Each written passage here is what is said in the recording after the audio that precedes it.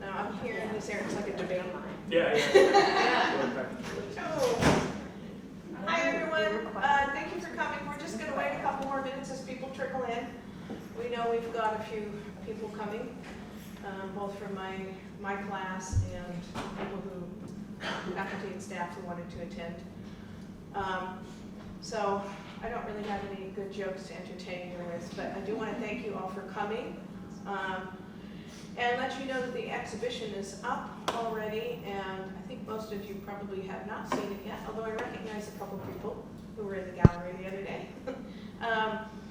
And it's a really beautiful exhibition, and right after this lecture, we're going to run over to the gallery and open up the doors for you all, and we'll have iced tea and gourmet cookies and lemon bars from the Oak Cafe.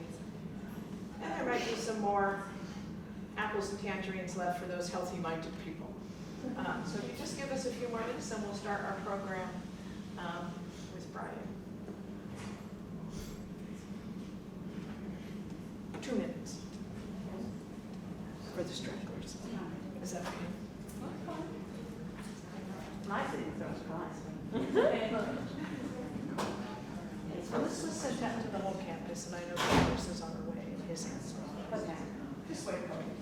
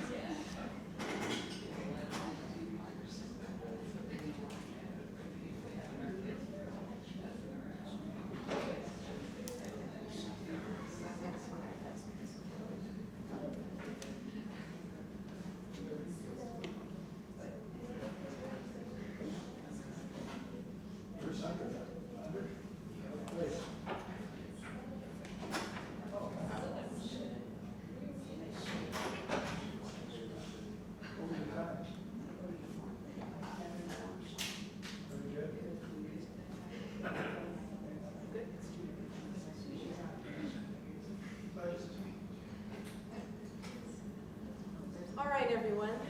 So is light good for you? Yeah, perfect. Okay. Yeah. I guess we'll go ahead. Yeah, everyone. Can everyone see?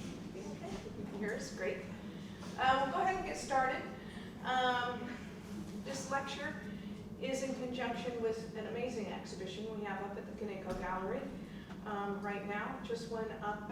We put it up Friday in the midst of parking lot closures and chaos, but we got it up, and I think it looks really incredible. And we're very fortunate to have the works by Brian Van Camerik, and he has graciously agreed to come and give a lecture on this body of work that is entitled Homosocial, which is really kind of an installation and a collective of found photograph, created photograph, and created object. And I won't go on and on about it because you didn't come here to hear me, you came here to hear Brian. So without further ado, I want to introduce Brian Van Camerik to you.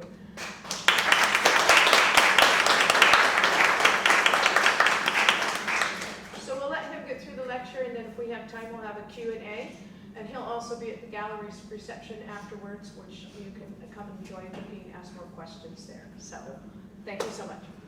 Thank you, Pat. I want to thank everyone at Caneco Gallery and the whole ARC. This has been amazing, and it's really very exciting for me to be able to talk to all of you and hear what you have to say. And please feel free to say, if you have questions about it, that's great. So let me start the lecture. Hello everyone. My name is Brian Van Camerik, and I'm the organizer of Homosocial. I create the reliquaries, circuit boards, and icons in the exhibition at Caneco Gallery just down the way. I'm here to discuss the exhibition, Homosocial, Reliquaries, and Icons, hosted by the wonderful Camerik Gallery here at the American River College. I appreciate you all coming out to hear me speak about my project, Homosocial. Oh, here, I need to do the slides. There's welcome.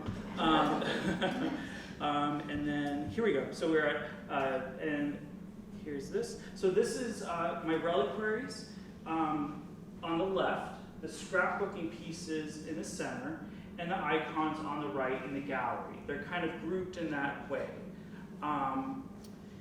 And here we go. So the objects I choose to place within our contemporary reliquaries, scrapbook circuit boards, and icons are found vernacular photographs of homosocial couples, as you see here.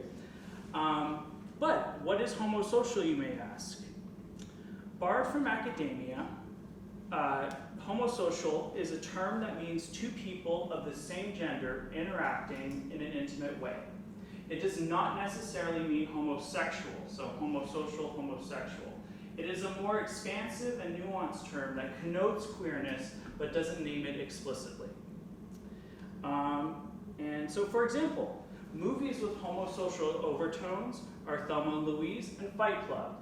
I won't ruin the end of Fight Club, but it's about homosocial people. These movies aren't about homosexuals per se, but they document the interaction between two people of the same gender. My vintage 19th century and 20th century photography demonstrate a similar type of interaction between two people of the same gender. While I can't say the people depicted in all these photographs are homosexual, I can easily say they are homosocial. I find these images stirring because they exhibit a queer sensibility in which I see myself and others like me. This is why I created the project Homosocial. I wanted to name my vintage photography collection of homosocial couples something that connoted queerness while using that theme for my artistic practice. So a little history about the Homosocial collection. From an early age, I've always been interested in photography as an art form. When I was in my 20s, I was working in museums photographing objects in their collections and began collecting images of vernacular artists myself. On the left, I worked at the Pennsylvania Academy of the Fine Arts, and in St. Louis, I worked at the St. Louis Art Museum in their vaults, documenting and photographing their collections for registrar and curator uses and publications. But after leaving the museum world, I was still fascinated by vernacular photography and continued to develop my own collection of unknown artists. It was a general collection of people, compositions, and interiors I found interesting. These images I collected, however, didn't have the core theme of homosocial intimacy. So these were just people, compositions I found interesting, but they didn't have the core theme of homosociality as the crux of the collection. But while scouring garage sales, swap meets, and online sites, I came across these images of intimate men with men and women with women that stirred me in the ways the rest of my collection didn't. So this is the very first homosocial photograph I collected back in 2017. You can see the accession date right there, 2017 of number 17 of objects I collected that year. And I didn't immediately think, oh, this is the foundation for a collection. I wasn't at all thinking about it in that way. Rather, I felt a vulnerable and intense tug in my heartstrings. I enjoyed what I saw partially because I could see myself in these two people. These were two people of the same gender who enjoyed each other's presence. I could empathize with that feeling. Seeing oneself vicariously in a historical document from the turn of the 20th century was profound, and I was intrigued. So while this wasn't the first homosocial photograph I collected, my collection wasn't the project Homosocial yet. I hadn't conceived of it. I sparsely collected homosocial photography throughout the next few years until 2021, when I realized I had the foundation for a collection with a theme. I decided then to exclusively focus on homosocial photography, And at the time, this is when I discovered the Nini Treadwell collection of not homosocial, but men who love men, called Love. It's a wonderful book. I highly suggest it. It's of mainly men with men in a homosocial way. And yeah. In 2022, events spurred artistic productivity in me, since all the works you see here and in the exhibition was made within the last 2 years. The reinvigoration of my art practice created the project Homosocial. With a now well-developed collection of vernacular photography at the core of my project, the original artworks began to form. In essence, vernacular homosocial photography is a gravitational pull that anchors our works to a conceptual theme and practice. I will elaborate on my creative practice by giving you a little information about myself. This is me. I was raised by a Jewishish father and a Catholic mother, but I'm a queer atheist. So yes, while my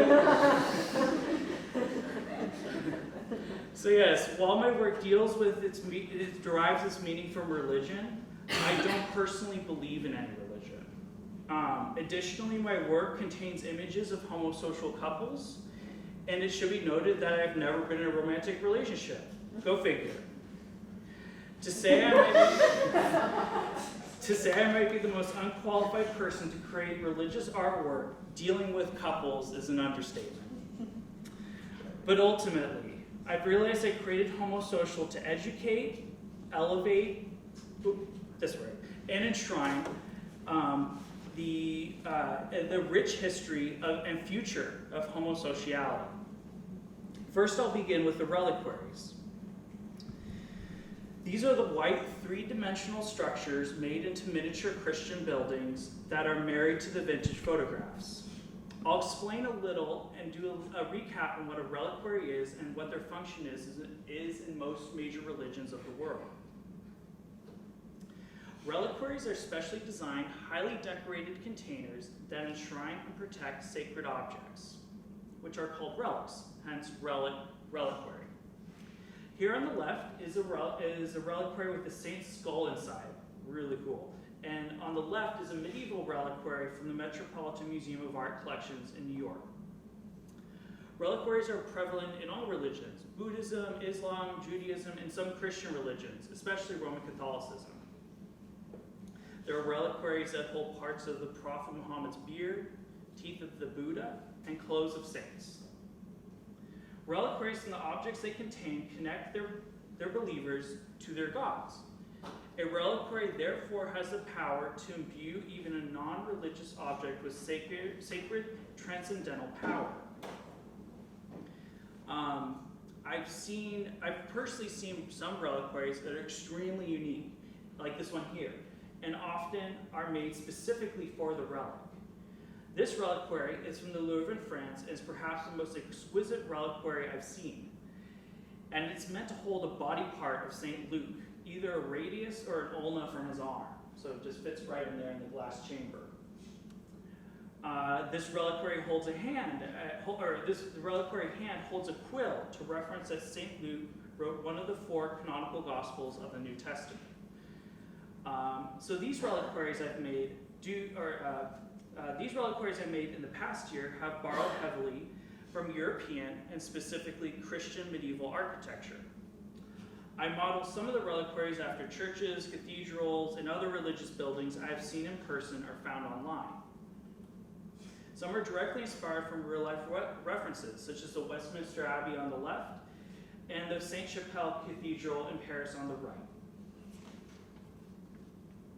For instance, I'll take the specific elements of the Westminster Abbey, such as the tower with a clock on the left and a tower with a circle face on the right, and use a pocket watch for the clock and place photographs of lilies within the empty circle face. Here's a close-up. So that's a pocket watch I collected, and then inside there's lilies within the empty circle face. This is most of these are in the show that you'll be able to see. So there's a little hidden surprise of lilies inside the tower.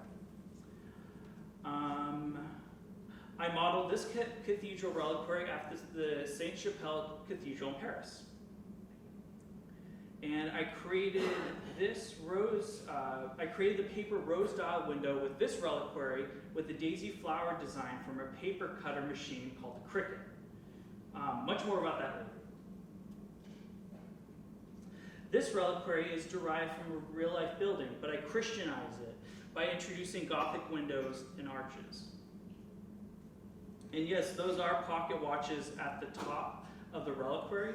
And the gist of this piece is that each watch tells a different time to suggest all the different time zones that have same-gender couples being married at the same time. So all the time zones relate to a couple being married in a different part of the world. And this reliquary is somewhat generic, but purposefully large and imposing. Gothic arches nest around the smallest image in the Homosocial collection, see right in the middle there. And it's a tintype, which is an image burned into a tin metal plate of two women holding hands that's smaller than an inch. It's adorable. It's one of my favorite pieces in the collection, but you can see the blow up of it right there, but it's close to actual size there. And I wanted to play with scale and form to create a ridiculously large generic reliquary to inversely match the diminutive size of this tintype. But most reliquaries follow a simple rubric of pitched roof, towers, and Gothic arches. Not to say Christian church is formulaic, but I purposely invoke the hallmarks of medieval architecture by introducing Gothic windows and arches into the reliquary's architecture. Now that I've established the recipe behind my reliquaries, I like to focus on why I put homosocial images inside of them. So with my work, I combine two traditionally adversarial communities, Christians and LGBTQ+ people, into harmonious forms that demonstrate the permanence of homosocial people in history, especially their relationship with the early Christian church and Christianity. So growing up, I was surrounded by very religious and devout people. And as a queer child, I was fundamentally taught that boys liking boys was incompatible with Christian theology. While I was never baptized or at First Communion, I took confirmation classes, which are an opt-in portion of Catholicism in which teenage parishioners consent to being a Christian.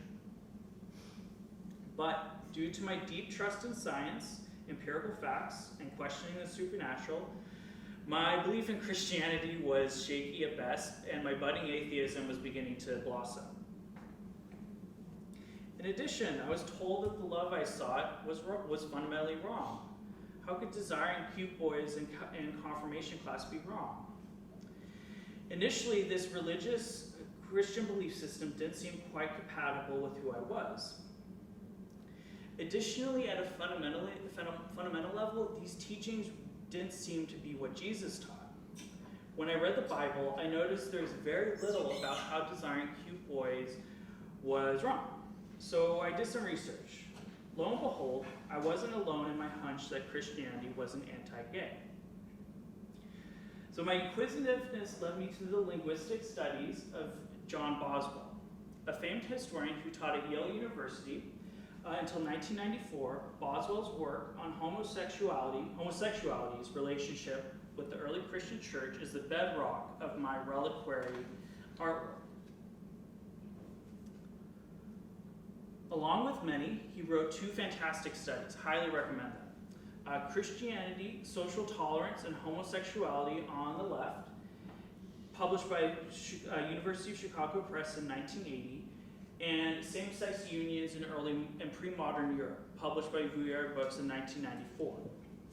Both studies detail the nuanced dynamic between monotheistic religions, homosexuality, and the Roman Empire in a spectacular way through analysis on ancient linguistics, civics, and texts. Boswell is incredible. He was gay, a devout Roman Catholic, and could literally understand 14 languages. It's pretty cool.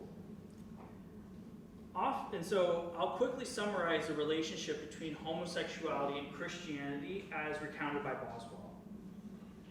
So often, the narrative about ancient and medieval Christian past is that it was barbaric and cruel to homosocial and homosexual people. But the historical record simply doesn't demonstrate that. In his research in both studies, Boswell established that Christianity and homosexuality are not antithetical. It should be noted that homosexuality, and by extension homosociality, predate Christianity. This is an image of two ancient Egyptian men, Kunhotep and Nikan-Kunum, largely considered the first same-gender couple recorded in history. Homosexuality was practiced in Roman times, as Boswell notes. Edward Gibbon, an 18th century English historian of the Roman Empire, observed that of the first 15 emperors, Claudius was the only one whose taste in love was entirely correct, meaning heterosexual. Indeed, Roman social life, politics, art, and poetry, legal documents all established that pagans were not shy about two men hugging or enjoying each other's pleasures. By the beginning of the 6th century, the process of urban decline of the Roman government was greatly hastened by barbarian invasions. Indeed, Christianity came to power in the Roman world during a period of profound crisis. Roman leaders, such as Constantine the Great, were increasingly converting to Christianity to align their religion with those that they ruled over. The barbarians that inherited Roman domains were also converting from paganism to monotheism. A couple of facts to consider as well during this transitional period of the Roman domain becoming Christian. One, in spite of misleading English translations made in more recent centuries, which imply the contrary, the word homosexual does not occur in the Bible. No extant text of manuscript, Hebrew, Greek, Syriac, or Aramaic contains such a word. In fact, none of these languages ever contained a word corresponding to the English homosexual, nor did any language have such a term before the late 19th century. So it's an invented term, much like most of the language. Furthermore, any early Christian worshippers were overwhelmingly illiterate. From the 4th to 6th century, Roman emperors and its elite classes were converting to Christianity. This religious identity transformation was gradual and involved Roman, now Christians, slowly reevaluating their religious predecessors' social mores and sexual politics. The developing Christian faith and identity sought to distinguish itself by rejecting practices of paganism, one of which happened to be homosexuality. Additionally, mid to late Christian fathers, such as St. Paul and St. Augustine, began to emphasize the importance of procreative sex as the only legitimate form of intimacy, and thereby delegitimized homosexuality. This shift in emphasizing what was good sex and bad sex is, of course, pragmatically effective at populating the world with more little Christians. But this distinction between permissible sex and non-permissible sex wasn't immediate. For immediate Eastern cities in Europe, or in the Empire, for nearly 2 centuries after Christianity became the state religion, tolerated and taxed homosexual prostitution. Contrary to common assumptions, Christianity only gradually came to condemn homosocial people after many centuries, but this condemnation was not fundamental to the religion's inception. For example, by the 9th century, almost every area of Europe had some sort of local law of permissible sexual conduct. Although sexuality occupies a considerable portion of such legislation, and Christian teachings regarding rape, adultery, incest, illegitimacy, marriage received the sanctions of the civil authorities which created the codes, homosexual relations is not noted in any of them. In fact, homosociality flourished in the early days of the church and in medieval times. The tolerance of homosexuality became progressively worse entering the Renaissance, a time stereotypically seen as a period of enlightenment and intellectual rebirth. So what does this coexistence of homosexuality and homosociality in Christianity mean in relation to my artwork? While it seems contradictory, there is a rich history of nuance and tolerance in early and medieval Christianity, and my reliquaries reference this enlightenment of early Christian church. My juxtaposition of homosociality and Christian architecture, windows, and arches is meant to signal to viewers that the past is more complex than what is commonly understood.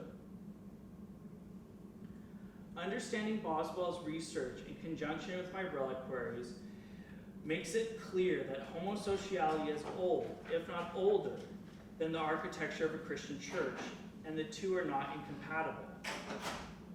Indeed, our future progression towards more social acceptance and tolerance can be gleaned from the deep past.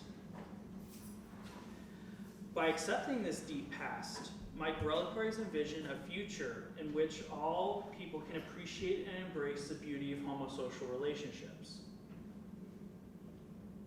By referencing periods of tolerance in the deep past of Christianity, I hope to demonstrate that it is possible for homosociality and religiousness to coexist together in harmony in the present. I like to think of my reliquaries as artistic time capsules that capture today's willingness to accept homosociality and shed ourselves of recent decades of homophobia. Homophobia ought to be a relic of the past, but not the deep past. My reliquaries tap into this resource of medieval enlightenment, and I encourage you all to research your religion's past with a critical eye. It may surprise you. Something else that may surprise you is how I fabricate these reliquaries and the scrapbook circuit boards.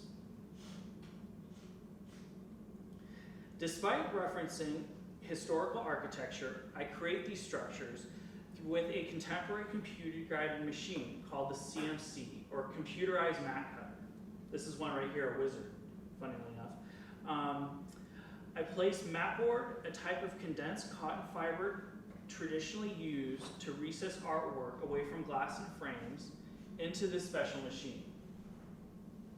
I then create a digital template that guides the robotic arm to cut the Gothic arches in the material. Afterwards, by hand, I incise grooves into the mat board to fold the board into the structures you see here. Essentially, these reliquaries are semi-automated origami structures that are bound together with archival glue and what little faith I do have. The delicate arches and windows you see in the vintage photographs, though, however, are created with another computer-guided machine called the Cricut. And similar to the CMC, I create digital templates on a computer that are used to guide to the robotic arm of the Cricut here to cut paper. This thing can do much more intricate designs and windows because paper is much thinner than mat board. With these contemporary machines, I combine the paper windows and the mat board structures to create a one-of-a-kind reliquary that harkens to a time gone by. I have an anecdote about the Cricut that will give you a little insight into my development as an artist, a feminist, and a human. I only started creating these reliquaries and circuit boards about 2 years ago. The impetus for this started the creation. The impetus that started the creation of my work was the marriage of my cousin. This is not my cousin and his bride. My mother and aunt were tasked with creating gift boxes for the dress rehearsal dinner that incorporated little paper hearts. Rather than laboriously cut them out by hand, my mother brought out the Cricut to automatically die cut the hearts. I wasn't familiar with the machine, but immediately dismissed it due to its association with scrapbooking. Scrapbooking, for those who aren't familiar, is the art of collaging papers, images, and texts to create original designs and commemorate memories and events of the scrapbooker's life. Although I wanted to help my mother and aunt, I absolutely did not want to scrapbook with the cricket. It was like, I did fine art, not scrapbooking. My mom, aunt, and women scrapbook, not me. Imagine the implications. But I suppressed my misplaced pride and eventually helped my mother and aunt with the cricket. And as we started to use it, I realized, oh, this thing's amazing. It should be noted that I'm a non-binary person. My gender is neither man nor woman, but somewhere in between. I was raised and conditioned as a boy growing up and was taught implicitly and explicitly that scrapbooking was for women and women only. And this, funny enough, it's gone. Oh no, okay. I found a slide of a man and a woman scrapbooking together, and the man's face is like, while scrapbooking with the woman. So just imagine that in your imagination. This slide is the only image of scrapbooking I could find that had a man in it. His expression is telling. But to my knowledge, only women scrapbooked, and many retail businesses for scrapbooking were women-owned businesses. This association between femininity and fueled a subtle yet blatant hatred and dismissal for scrapbooking. I clearly had to self-reflect about my attitude towards an art form and women in general. I did not want to be like the man on the left, the guy going like, ugh. When I was actually exposed to the machinery of the art form, I realized that cricket was something that should be embraced and not dismissed. That's me. There it is. So there we go. I found it. Okay. Yeah, so imagine that was me for scrapbooking. I was like that. All right. So let's see. Scrapbooking. It should be embraced and not dismissed. I should also embrace scrapbooking as an art form and not categorize or dismiss it as women's work. This classification devalued the potential of the art form because I was devaluating the work of my mother, aunt, and women in general were doing. This feminist realization not only fueled a new artistic outlet for me, but it also allowed me to deconstruct the misogynistic attitudes I was harboring towards family members and half of the world's population. With this development in mind, I created the first scrapbooking piece I ever made, Processing Femininity, to try and visually understand the epiphany I was having. I chose an image from my collection, an image that epitomized femininity to me, and placed it within a microchip frame and gold wiring circuitry to suggest that femininity is somehow being processed or attempting to be understood in a binary system. I additionally wanted to use the visual vernacular of the male-dominated commercial industry of microprocessing, but create it with the feminine-associated cottage industry of scrapbooking. In these processing pieces, I bridge the artificially segregated spheres of gendered production to create a unified art form. This piece in particular, Processing the Values of the Idiom Man Up, is a development in my scrapbooking because I began to introduce text subprocessors into the network circuitry. You see them right in the center and on the left and right. In this piece, I define and cerebrally unpack the cultural forces that are at play with this phrase. By reading it from left to right, the definitions describe the implications of the phrase when it is used by one person to suggest another person is not man enough. The subprocessors first define the phrase and its metaphorical connotations. They read informal, be brave or tough enough to deal with a difficult situation, and linguistic metaphor equating manliness with toughness and bravery. The subprocessors in the middle of the flowchart circuitry are parts of that analyze the phrase from different perspectives. These perspectives include patriarchal, in that it equates qualities associated with manliness. Misogynistic, since it suggests women and others aren't inherently tough or brave. Other observations of the subprocessors say that the phrase is a linguistic gender denial, and other text processors elaborate, claiming it directly asserts that if the male subject doesn't act in a certain way, he is not a man. There are two images along the way of the flowchart that visually summarize what the sub-processors are saying. One picture integrated into the circuitry is two men acting manly and wrestling. And another photograph shows a woman snidely looking at the camera as if to say, "Really now?" to both the other picture and the observations of the sub-processors. The last sub-processor demonstrates the lack of womanliness being associated with tough and brave qualities. Why is there no idiom, woman up? This circuit board and others in the show perform this calculation of culture with images and text to extract the meaning of homosocial relationships, gender politics, and pronouns within languages. So I realize the scrapbooking pieces, there is a lot to digest and the text is small, but I encourage you all to invest some time reading all the elements of the pieces. I believe this is the part of the beauty of scrapbooking, in that it offers a valid way to associate text to images in an artful and meaningful way. Another artful way I've been using the images of homosocial is to create objects I call icons. I call these objects icons because I like the term's connotation of religious devotion and seeing the intimacy depicted within the images.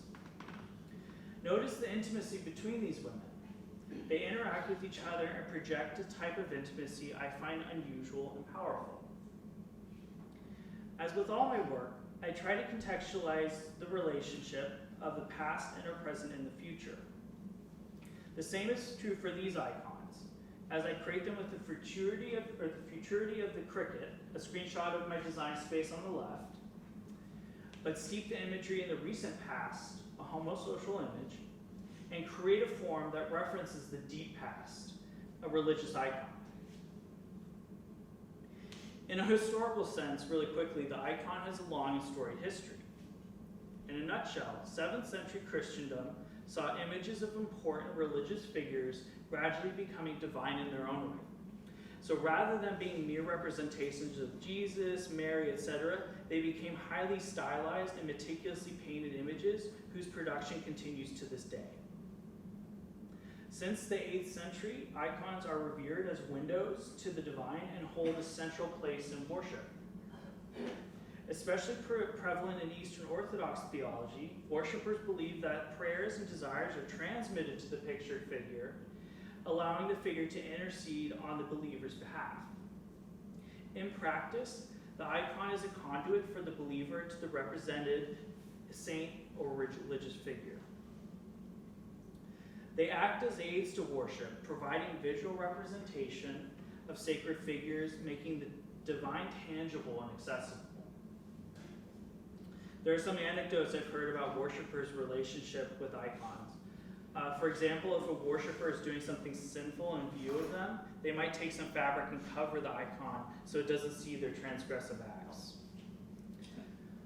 While I do not believe my contemporary icons are constantly watching you, I believe they channel a degree of specialness, similar to the religious icons' place in worshippers' lives. I don't think these images are divine, but the affection the two subjects show to each other borders on divinity. I don't think these images are divine. While creating these icons, I choose to frame the images with Christian-esque architecture. Icons like these have the figure surrounded with subtle architectural elements. In many of my icons, I emphasize the architectural enclosures using layered, cricket-cut marble and ivory paper. Similar to the Reliquaries in both a conceptual and artistic sense, I hearken to an ancient Christian past with the surrounding environs, but enshrine a relatively more contemporary object inside. This is not the end for Homosocial, or the limit of my interest in mediums to use with the collection and artistic products I create for the project. I hope to explore other materials with Homosocial, such as lace making and automated loom weaving. Looms were some of the first automated machines in the 18th century, and I like to see the images from Homosocial, use the images from Homosocial and introduce them into the weavings. Lace making, like scrapbooking, was and is a female-associated industry that has been threatened by automation but survives to this day. These and other materials interest me to use in conjunction with the vintage photography collection, as I have with mapboard and paper. In a broader sense, I envision formalizing Homosocial in some form of organization and using it as a banner under which other queer artists can work under. It would be great to collaborate with other queer artists and communally respond to the vintage photography collection, add to it, and use it to create more Homosocial works of art. I like to see Homosocial grow into a loose collective that becomes part of a collecting institution so the project can persist into the future. Essentially, I want Homosocial to become synonymous with queer art and be a vehicle that celebrates queerness. This project is dedicated to the individuals who are lost, silenced, or hurt because of whom they loved. I thank you all for listening to this lecture and want to personally thank Patricia Wood and everyone at Kaneko Gallery for making this exhibition of Homosocial, Reliquaries, and Icons possible. I also want to thank my parents, Peter and Catherine, because without them, Homosocial wouldn't exist. I'm deeply indebted to them and the Kaneko Gallery, and I'm honored to speak before you. Thank you.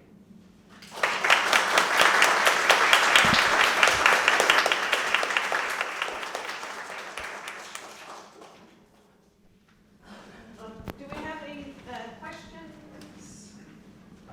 Yes, in the purple. Yes. I have a question for someone who's an artist. If they don't know where to go or how to become an artist, what would you say they should do? For me, it's really finding something that you're impassioned by, and it's not something that's immediate. Like I was saying with my lecture, the Homosocial photography that I was collecting was very gradual. It was a slow accumulation of ideas and other practices that helped me decide, oh, this is something that really means something to me, and I hope it means something to someone else too. And that's what this is all about, is trying to connect with people in a visual way, but also connect to them in an emotional, spiritual,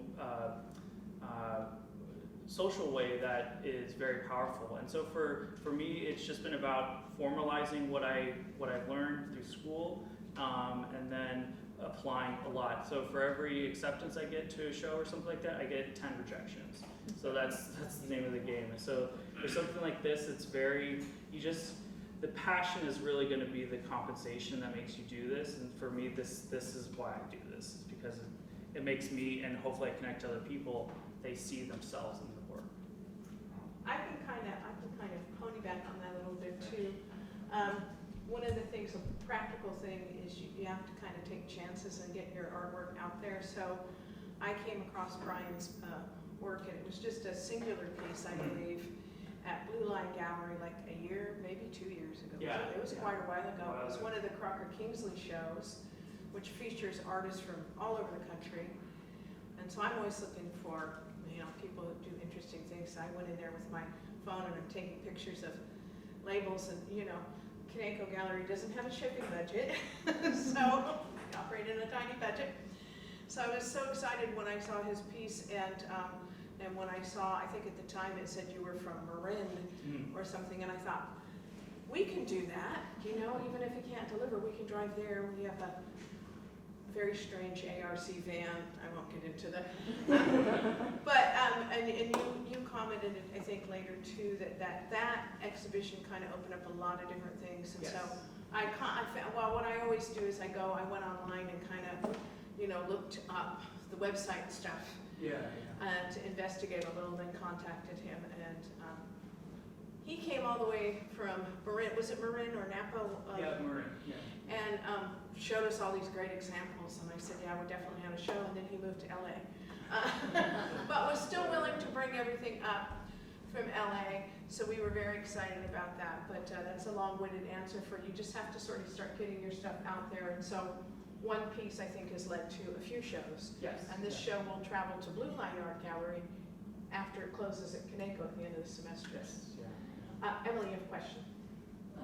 You use a couple different materials and patterns repeatedly throughout your different types of artwork. So I noticed like the white mat board and the white paper is pretty consistent, as is gold paper and kind of loosely abstract pattern paper as well. How did you decide on which materials and colors to use? So that's a great question because I love pattern, both like the geometric developed pattern, which interestingly is used to represent God in many religions, in Islam and Judaism. But I also love seeing patterns in work, like abstract patterns, conceptual patterns. So when I was creating my artworks, I wanted there to be a very uniform color aesthetic throughout it, and that's why I chose lavender. The icons really use that frequently. The slideshows in lavender. Lavender is not an accident. The lavender scare was a subset of the red scare in America, which in a short run, if you deviated from the economics of America, you were red.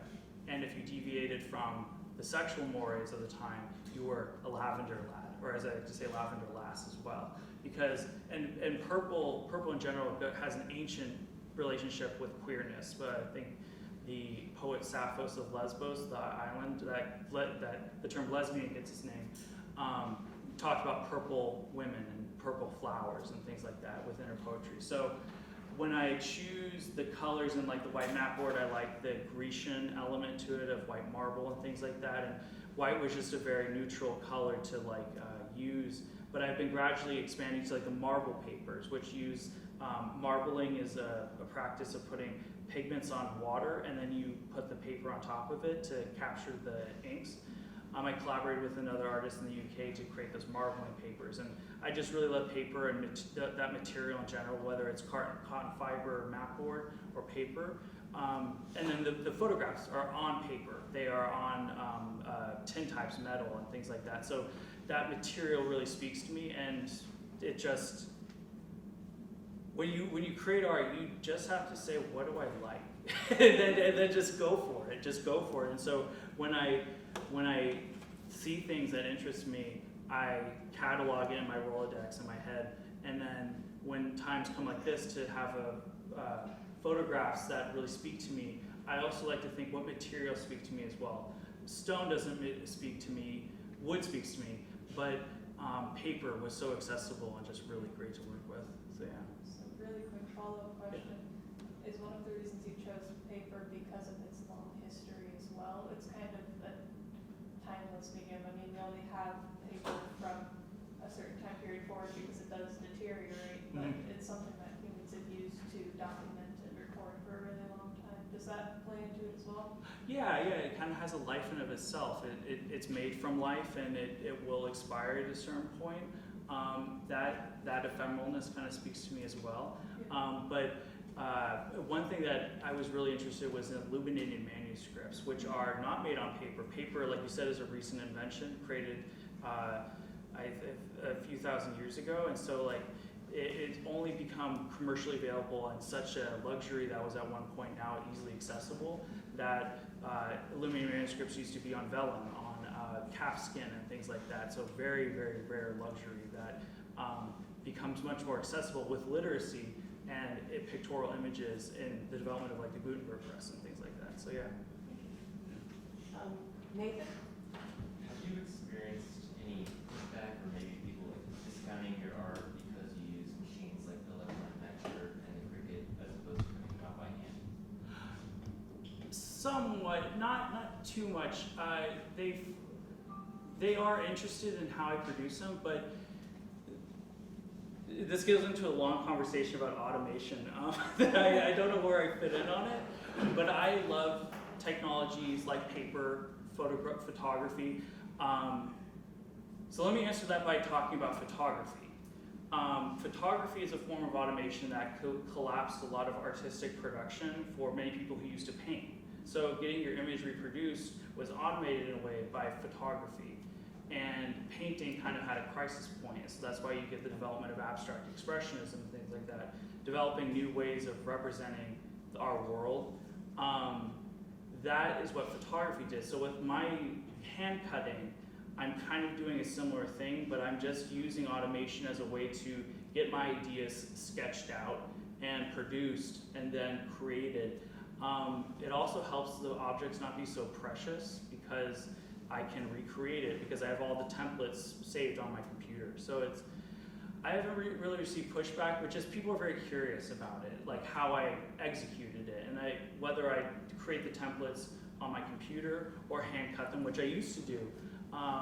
It's just a matter of time and automation. Yeah, thank you. Sure. Dolores, did you have a question? Okay. Any other questions? Thank you. Oh yeah. What was your favorite piece of work that you've done? I love all the work that you've done thus far. Do you have a specific favorite one you've done? I am very proud of the reliquary of various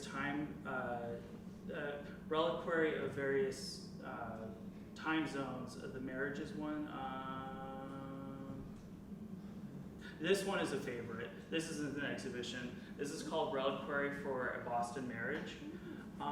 Boston marriages were a 19th century term for women of a certain age who lived together. That was very suspicious, but it was often either a couple who were living together for economic reasons, or they were indeed in love and lived together and just existed as such. So there's a couple at the bottom here. That's their wedding portrait, I like to imagine. And then above them is the ketubah, which is a Jewish marriage contract of their storm will weather the years, and their love is fruitful and bountiful. And then the flowers up top signifying them and kind of their growth, development, and death. But the arches were, let's just say, laborious to make, but they turned out really well, and I'm very proud of this one and this one, the one on the left, because that I had to completely take apart with my E6000 glue and put back together to get it working. But yeah, those are the ones I'm very proud of because they mean a lot. Bella? I love your pieces, especially the one with the different time zones. I think that has an amazing message. And my question was that, like, how long, these look very intricate, seem like they would take a long time, but do you know how, on average, like how long it would take to get a full piece finished? It's really automation. Like it's not. For me, I'm a trained woodworker, so I really love like cutting and measure twice, cut once, and various adages like that. That you have to work slow to work fast. So these I've been able to create. Like this took about a week or so, but all the intricacy is formulaic in terms of being automated. And if I create the template, I can execute it as many times as I want. And once again, this is pattern work. It has intricacy, but if you look at the core elements, they're just basic circles and squares and things like that. So as long as I just kind of develop from that point, making these, I get flow, the creative feeling when you are doing something that you kind of forget to eat, sleep, and all the stuff. But this would take me about a week or so. This took about 3 or 4 days. But it's just like just work from the photo and work from it, and that's kind of how it develops. And like the icons take a night because of just layering the paper, creating, finding the right photograph, and then developing the frame. So yeah. Awesome, thank you. You're welcome. Brian, can you show that photo of yourself? Oh yeah. Behind it, yeah. And There it is. yeah, there's and explain how you did it because it's pretty interesting how. Oh yeah, so these are another facet, there's many facets, of Homosocial that are, I took a shower curtain So this image hasn't been edited at all. It is all shot in situ.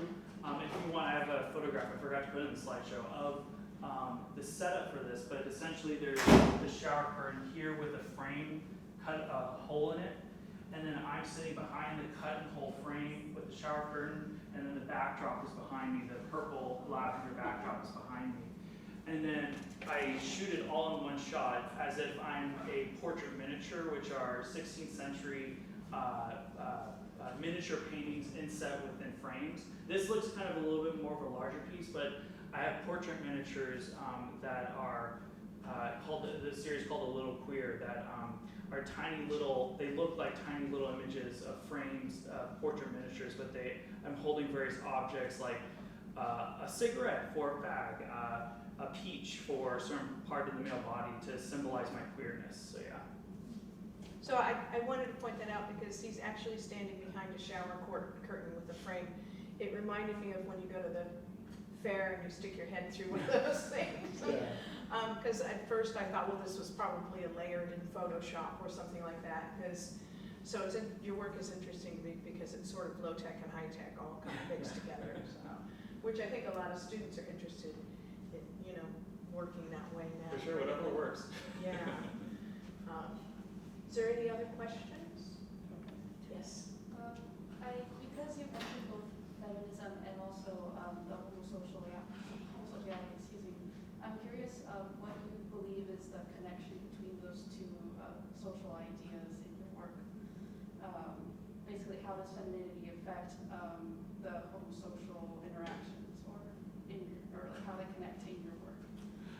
Femininity is in I'm still discovering that and trying to incorporate that into my life and be okay with having feminine elements of my personality and things like that. So homosocial is both a overarching banner, but femininity for me is extremely personal, and I'm trying to express it in ways that help me make sense of who I am as a person, being non-binary. So like with the scrapbooking, I was completely, no, this is something that women do. I don't do this. But then I started doing it and I'm like, I love this. Does that make me a woman? And it was this profound crisis, but it was like, no, I can be non-binary and incorporate femininity into my life, but I don't have to push it away the way I was doing, devaluating it. It just it didn't feel right. But incorporating it and really relishing in it and bringing it into my life just made me kind of further be okay with who I am and further love who I am. And homosocial is the expression of love for me. So the images, though they may not be homosexual, they're homosocial. And I think sometimes friendships and relationships can have really profound elements of love in them that I'm trying to learn how to love myself in that way, and femininity and all that. So yeah, it's a therapy session in of itself. Thank you. Yeah. Oh, Rebecca. So kind of piggybacking on that, I thought there's so much complexity in this work, which I really love. That idea of gender and then adding onto it kind of this layer of history, I didn't understand until your talk that there's this connection between the scrapbooking aspect and the reliquaries. And then I just wondered if you could kind of speak to the aspect, like when I think of a reliquary, I think about it kind of preserving the body, but scrapbooking is like preserving memories. Mm-hmm. And then there's this weird intersection of gender that is interplayed on top of that. I wonder if you ever think about the way in which, who these individuals are and how you're now participating in, we can't preserve their bodies for a kind of pilgrimage, right? But we're making a kind of pilgrimage to their memories and where you see yourself in relationship to those individuals. Yeah, the individuals in the reliquaries themselves, or the images of people, like the people whose images you're using. Yeah. So that's really great because I feel bad at times ripping these people from their context and somewhere in Kentucky, and then now they're here. because I get these from eBay, online sites, garage sales, estate sales, wherever I can. So I'm kind of ripping them from their context from a scrapbook or something like that. Another scrapbook to be scrapbooked by me, so it's a weird relationship. But I think, is that okay? But I also think I'm adding something to this imagery that has profound feelings for me and hope for other people. And with the reliquaries are to preserve someone's memory in a very different way. Maybe some would say a more masculine way because they're constructed metalworks, they're woodworking things. But I like to think of them as different kinds, like what you're saying, which is really great, a different type of memory preservation that scrapbooking does in a different way. I just want to reframe how we see these images and preserve them, granted in a limited time space, but in a way that just changes our attention. When something is cared for lovingly, like a reliquary or a scrapbook, we look at the imagery inside of it a little bit differently because we see other humans are taking care of it. I should take care of it as well. And that's what fuels me to create these reliquaries, icons, scrapbooking pieces, is I just want to take care of these images and put them in a way that hopefully elevates them, but also makes people say, oh, these are special in their own right. So, yeah.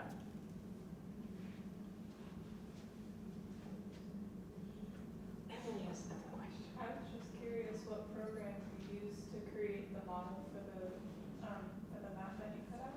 So the mat is made, that product that was there is a Wizard, and that's a proprietary software that all mat cutters have, or the Wizard mat cutters have. I think it was called InDesign or something like that. It's just a program that comes in, like I did this at work. I worked at a frame shop in the Bay Area. And so they're amazing, Cheap Eats is amazing, but they had this machine and I was like, okay, I'll use it. And it's just a program that comes with the software. It's very intuitive. It's very similar to the Cricut software. So the Cricut is doing something, that's InDesign. I forget what the Wizard was.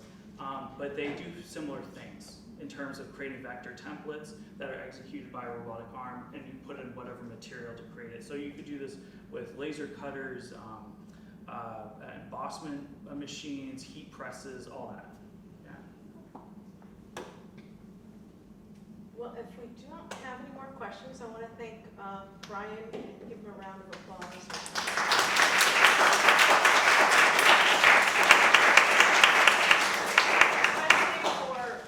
Driving all of his artworks up from LA, and making this happen. And we will head to the gallery now, where we will have an opportunity to talk one-on-one with Brian. Here in my gallery class, I'll meet you over there. We will have refreshments